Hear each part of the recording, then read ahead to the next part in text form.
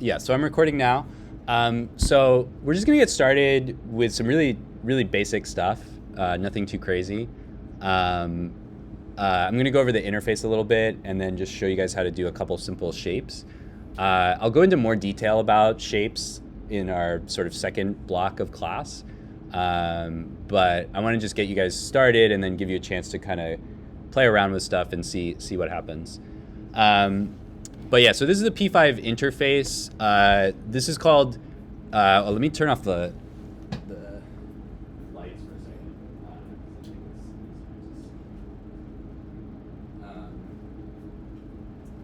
Okay. So this is the P5 editor.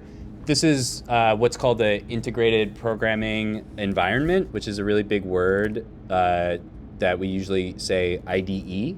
Or integrated development environment. And what that means is that basically we can see the code we're writing and then we can see the result in the same place.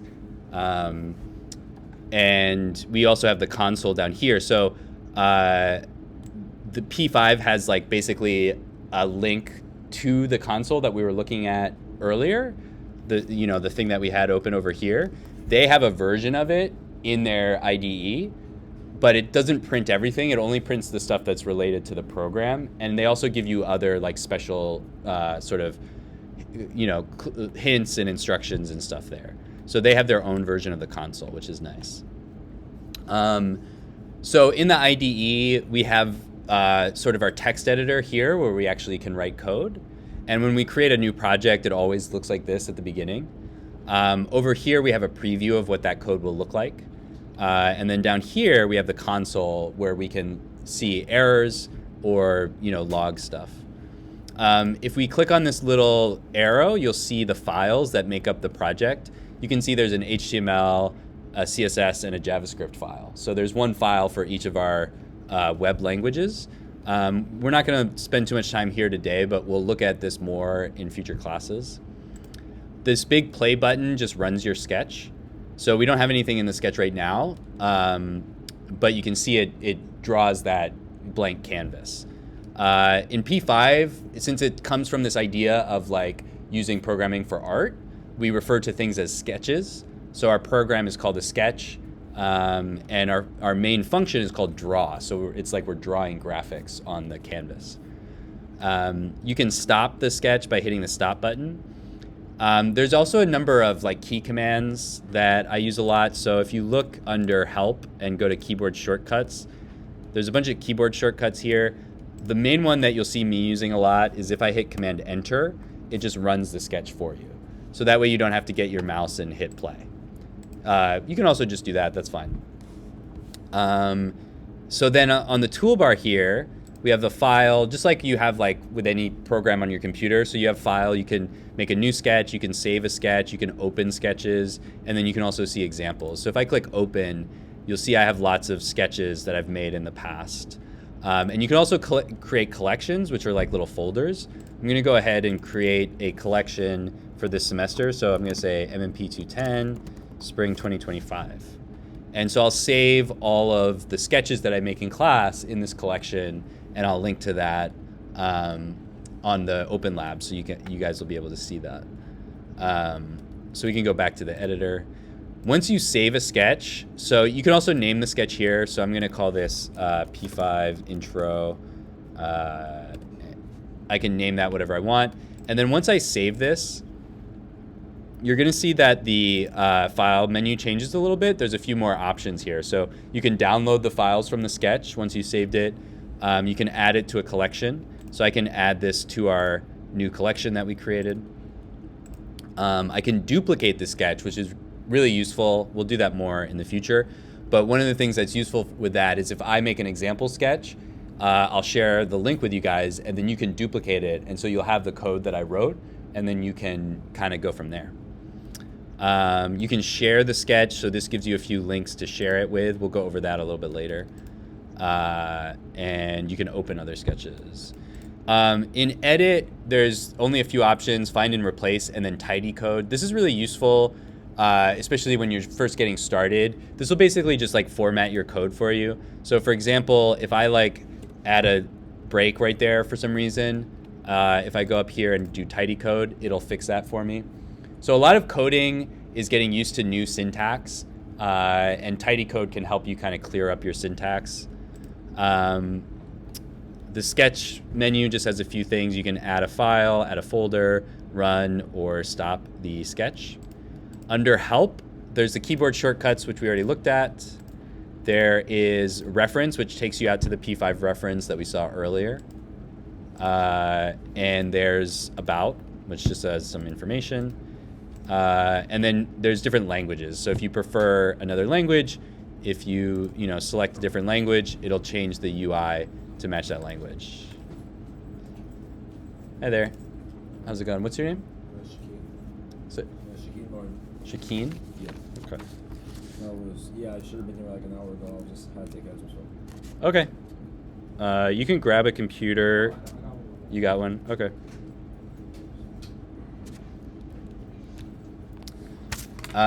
There's one other part of the interface that we can look at real quick. This is settings over here.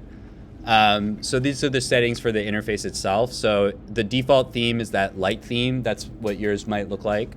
There's also a dark theme and a high contrast theme. I use the high contrast theme, obviously, just because it's easier to read in class and in the video. You can also change the text size. I usually have my text size a little bit higher than I normally would. So it's easier for you guys to see. But obviously you can set it to whatever you prefer. There's a few other things in here. There's an autocomplete. This will kind of give you hints, and that might be useful when you're first starting out. So I usually have this off because I don't really use it, but you'll see that if you have it on, if you type in a character, it'll hint other, functions and stuff like that. So that could be useful when you're first learning to have on. There's some accessibility options here, like you can turn the line numbers on and off. You can have a lint warning sound, which I can't even hear it. But if you get an error, it'll do a sound. And you can have a text-based screen reader. So there's a bunch of options in there,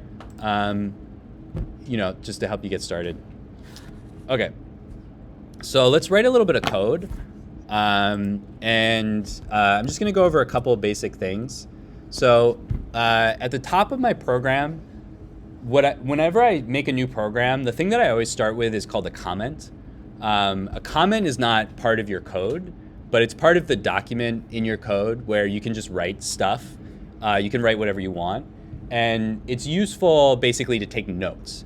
And the reason we do that in programming is because we want to have in our document explanations for what the document is for, both for ourselves to remember in the future, but also for other developers. Because usually if you're working as a programmer, you're not typically working by yourself. Usually you're programming with other people. And so comments are really important to say, this is why I wrote it this way, or this is what this program does. There's two ways to write a comment. Normally, at the top of my program, I'll use a multi-line comment. That's a comment where I can write as much as I want. And the way that I do that is with a slash and then an asterisk. This begins a comment, and anything I write after this is going to be ignored by the program. So when I do a comment like this, I'll usually do a tab to indent over a little bit, and you'll see why I do that in a moment. And then I just write some basic information about the program that I'm writing. So I'm going to say this is my intro P5 example. I might say, by Professor Roberts. It's not really necessary all the time, but just as an example of the type of thing that you might put in here, I might put the date. You could say on January 27, 2025. Other things that you might put in here, like if you're using, code from another resource, you could say this is based on this other thing that somebody else wrote. There's a lot of other things that you could put in there. When you're done with your multi-line comment, you put an asterisk and then a forward slash. So you can see that the highlighting, the code highlighting changes when I do that. So the highlighting is just highlighting, it doesn't affect your program, but it can give you some hints about how your program is gonna run. So when I take that comment away, you can see my whole program is a comment now. When I put it back in, now just the comment is gray and the rest of my program has its normal highlighting. So that's a multi-line comment. You can also do a single line comment. This is just 2 slashes. And you can't, after, it only takes up 1 line. So if I go here and I keep writing, it's gonna think that that's part of your code. So when I do this, this is a multi-line comment. And when I do 2 slashes, that's a single line comment. So comments are really important. You'll notice in the rubrics for your assignments that comments are one of the things that you get graded on. So if your program doesn't have appropriate comments, you won't get credit for that part of the program. So that's a comment. We'll use those a lot. Couple other things you'll notice in this program. So there's 2 functions in every default P5 program. There's a setup function. This is just gonna run once when we hit the play button. So it just runs once and it just does things to set up the program. So one of the main things it does is it creates the canvas that we're gonna draw on. We only need to do that once. We don't wanna do that more than once. So that goes in setup. So when I hit play here, you'll see that canvas. And you can see these 2 numbers here. These numbers determine the size of the canvas. So you could probably guess that just by looking at it. But if we change one of these numbers, so for example, if I change this 400 to a 500, the canvas gets wider. So the first number is the width of the canvas. The second number is the height. If I change this to 600, now we have a taller canvas. So the default is always 400 by 400, but you can change the size of the canvas to be whatever you want. The next function is the draw function. This function draws our graphics. You can see it has this default background right here. This 220 represents a color. It represents that light gray color that we can see there now. We'll talk more about color next week. So we're actually gonna kind of skip over color for now and just talk about shape. But we'll talk a lot about color next week. But you'll notice if I put a 0 in here, the canvas is gonna be black. If I put 255 in here, it's gonna be white. The default is this kind of light gray 220. If you've ever seen a color picker, you will understand what's going on there. But let's look at one real quick. Again, we're gonna go over color a lot more next week. But if you look at a color picker and you look at RGB, let's see if we can find a better one actually.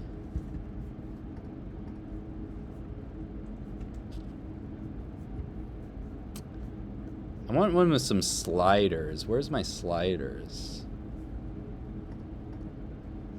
Okay, this is just numbers. I want some sliders. Where do I get some sliders?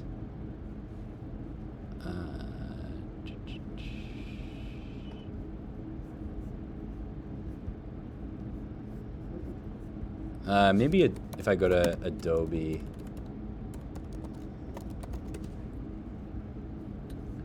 Okay.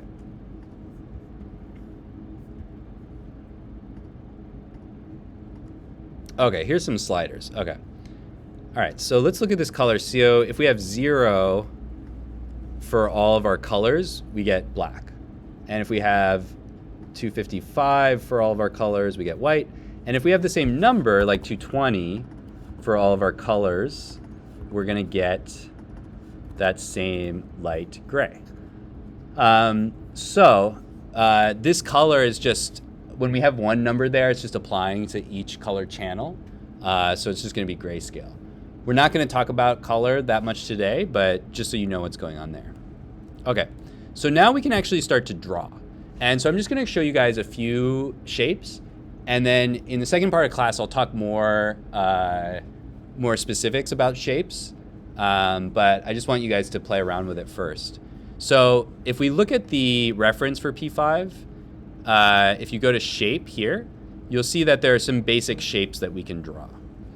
And each one of these shapes, let's look at a circle. Each shape has what's called parameters. And those parameters change the way that the shape appears in the canvas. So with our circle, we have 3 parameters. X, which is the X position. Y, which is the Y position. So X is horizontal. Hopefully you guys remember this from geometry. X is the horizontal position. Y is the vertical position, and then D stands for diameter. So the diameter is the size of the circle. So if we write circle, and then we put in 3 numbers, it's going to draw a circle. So if I put in like one number, if I put 200, that's not going to do anything. And if we look in our console, it's not letting me. Sometimes it's hard to get the console to come up. Here we go. Okay, so notice this isn't actually an error. Like my program is fine, but P5 is saying, I think you did that wrong. So it's saying you need at least 3 arguments for a circle. So if you write some code and you hit play and nothing happens, you should take a look at the console. It may tell you why nothing happened. It's not always going to be perfect. It may not know exactly why nothing happened, but it'll try to guess, and it'll try to tell you what to do. Okay, so we need 3 arguments. So let's put in 3 numbers. I'm just going to put in 200 for each number. Okay, so we got a big circle. Okay, so let's look at how each number affects the circle. So the first number, remember, is x. So if I put 0 there, now it's all the way on the left. So we can infer from that 0 is the left side of the canvas. If I put 400 here, now it's all the way on the right. So if we look at our setup, we can see that 400 is the width of the canvas. So that makes sense. The center of the circle is aligned with the side of the canvas. Okay, so let's see if that happens with y. So if I put in 0 for y, the circle is at the top of the canvas. If I put in 400 for y, the circle goes to the bottom of the canvas. Okay, so that all makes sense. Okay, what about this guy? This is the diameter. So if I put in 20, the circle is small. If I put in 400, the circle is large. Okay, so pretty straightforward. This kind of makes sense, right? We have 3 numbers that describe what the circle looks like, and we can use those numbers to make changes. You can do math inside these parameters. So you'll notice that we have the name circle, and then we have these parentheses. And the arguments or the parameters, those values go in the parentheses, and they're separated by commas. So if we put some math in between the commas, so if I put like 200 plus 100, the program can look at that and do that math for us. So that's one of the nice things about programming, is that we can come up with math, and then the program will just do that math. We don't have to do that math in our head. Okay, so we can draw some other shapes. I'm going to draw a few other shapes, and then I'm going to pause and let you guys play around with it. So we can draw a square. So you might be able to guess what a square is going to look like, but let's put in the same numbers and see what happens. Okay, there's our square. So you might notice a difference, right? The square is not centered like the circle is. We'll go over that later, but the square by default is going to start at this top left corner. So if we change the x from the square to 0, it's going to line up with the side of the canvas. If we change it to 400, it's going to look like it's gone because it's all the way on the other side of the canvas. If we change the y, same thing. It'll line up with the top of the canvas, or if we go all the way to the bottom, it disappears. And then if we change the size, this is going to be the width and the height. So if I change this to 20, we'll get a small square. If I change it to 100, we get a bigger square. Okay, so those are circles and squares. There are also, let's see what other shapes we've got. We've also got ellipses. This is a circle with a different width and height. We've got lines. We've got points. We've got quads, rectangles, squares, and triangles. Okay, so I'm actually just going to stop there and give you guys 20 minutes to just play around with stuff on your own and see what happens. And then also, if you have any questions or tech issues, we can go over it. Yeah, just play around, add some shapes, see what happens. In the second part of class, I'll go into a lot more detail about how everything works.